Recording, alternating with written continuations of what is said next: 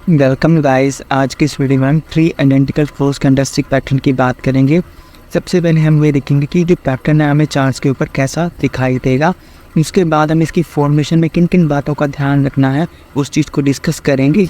और उसके बाद हम one by one in conditions को स्टडी करेंगे कि अगर ये जो पैटर्न है इन कंडीशंस को सेटिस्फाई करता है तो इस पैटर्न की जो वर्किंग प्रोबेबिलिटीज़ हैं वो इंक्रीज़ हो जाती हैं।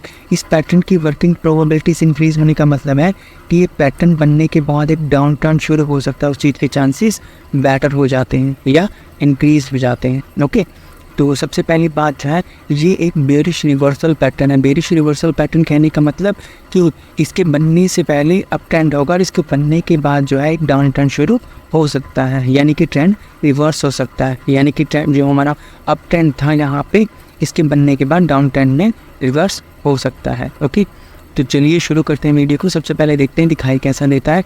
तो ये 3 कैंडल से मिलकर बना हुआ कैंडलस्टिक पैटर्न है। ये हमारी फर्स्ट कैंडल है, ये सेकंड कैंडल और ये थर्ड कैंडल। ओके, जो हमारी फर्स्ट कैंडल होगी वो medium to long bearish candle होगी, यानी सेलिंग कैंडल होगी, रेड कलर की कैंडल होगी। ओके, और इसके क्या है, जो नीचे की विक होनी चाहिए छोटी होनी चाहिए, या तो हो ही ना, अगर हो तो बहुत छोटी होनी चाहिए। ओके, अब इसके बाद हम सेकंड कैंडल की बात करते हैं। जो सेकंड कैंडल का हमारा ओपन होगा, क्योंकि एक बेयरिश कैंडल है, रेड कलर की कैंडल है, सेलिंग कैंडल है, तो इसका जो ओपन होगा वो ऊपर होगा और इसका जो क्लोज होगा वो नीचे होगा। तो इसका जो ओपन है, ये जो ओपन है सेकंड कैंडल का, ये फर्स्ट कैंडल के क्लोज के बराबर होना चाहिए। यानी कि ये जो फर्स्ट कैंडल का क्लोज आया है इसी के बराबर में, यानी इसी लेवल पे हमारा सेकंड कैंडल का क्या होना चाहिए, ओपन होना चाहिए। ओके, और जो सेकंड कैंडल की क्लोजिंग आएगी, ध्यान से देखिए, जो सेकंड कैंडल की क्लोजिंग है ये फर्स्ट कैंडल के लो के नीचे होनी चाहिए। ओके, यहाँ पे देखिए, ये जो इसकी क्लोजिंग आई है सेकंड कैंडल की, ये जो हमारा फर्स्ट कैंडल का लो है इससे नीचे है। ओके, इसके बाद जो सेकंड कैंडल का नीचे की विक है, देखिए यहाँ पे जो नीचे वाली विक है ये या तो हो ही ना, ओके, अगर हो तो बहुत छोटी होनी चाहिए। ओके, अब बात करते हैं हम थर्ड कैंडल की। जो हमारी थर्ड कैंडल है वो भी एक medium to long bearish candle होगी, यानी सेलिंग कैंडल होगी, यानी रेड कलर की कैंडल होगी। ओके, इसी तरह से थर्ड कैंडल का जो ओपन होगा, ये देखिए यहाँ पे इसका ओपन है, ये ओपन जो है सेकंड कैंडल के क्लोज के बराबर होना चाहिए। यानी कि जो सेकंड कैंडल का क्लोज का लेवल है उसी लेवल से हमारे थर्ड कैंडल का ओपन होना चाहिए। ओके, और जो इसकी क्लोजिंग आएगी, ये थर्ड कैंडल की जो क्लोजिंग है ये सेकेंड कैंडल के लो से नीचे होनी चाहिए।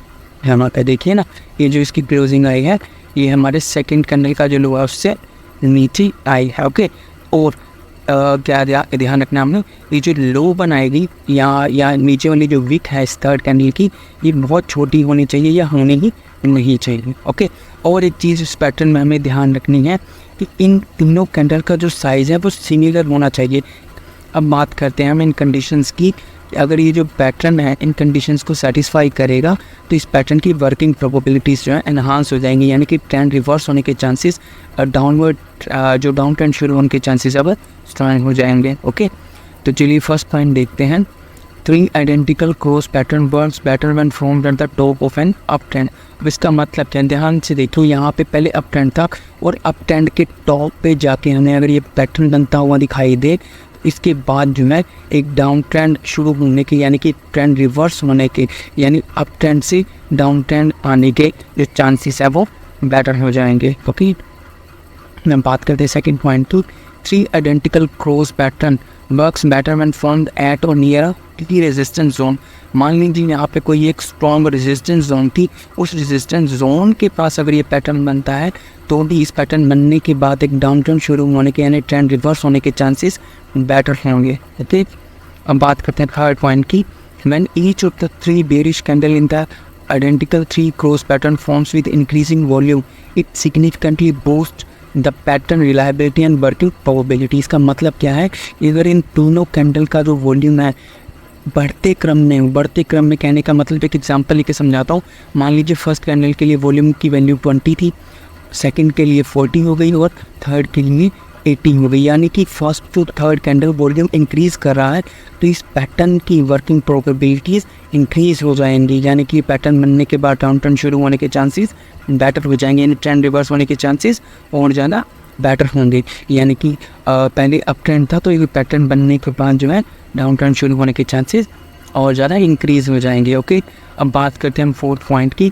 If the candle formed after third candle in the 3 identical close pattern opens with a gap down and closes below the low of third candle and is backed with high volume, it significantly strengthens the working probability of this bearish reversal pattern. And fourth point का क्या मतलब है, यहाँ से देखिए इन 3 candles ने हमें 3 identical close pattern बना के दिया। ओके, अब इसके बाद जो ये फोर्थ कैंडल है, ध्यान से देखिए इस फोर्थ कैंडल को, इसकी जो ओपनिंग है ध्यान से देखिए, इसका जो ओपन है इस कैंडल से गैप डाउन है। ध्यान से देखिए ये गैप डाउन ओपन हुई है फोर्थ कैंडल, और उसके बाद जो इसकी क्लोजिंग आई है फोर्थ कैंडल की, ये फोर्थ कैंडल की क्लोजिंग है ये थर्ड कैंडल के लो से नीचे है।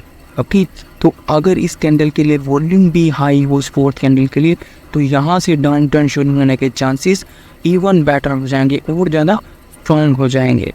तो ये था 3 आइडेंटिकल क्लोज कैंडलस्टिक पैटर्न के बारे में। अगर आपको ये वीडियो अच्छा लगा हो प्लीज़ लाइक कीजिएगा और चैनल को सब्सक्राइब कीजिएगा। Thank you very much.